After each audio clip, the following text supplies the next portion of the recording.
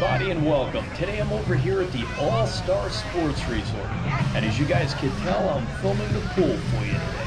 I like to keep up on the pool videos and I've been asked to get over here and film this one. So today we're filming the one at the All-Star Sports Resort. Now as you guys can see in the background, this one's themed around the ocean, the surfboards, and it's actually called Surfboard Bay Pool.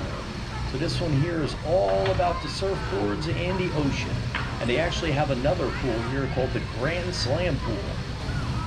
Now this one here has got all the shark fins in the back. You've got the sailboats up on top.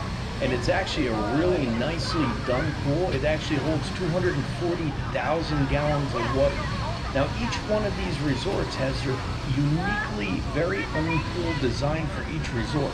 This one here has this one. You've got the one at the All-Star Music, which is the Calypso Pool, and the All-Star Movies Pool, which is the Fantasia Pool.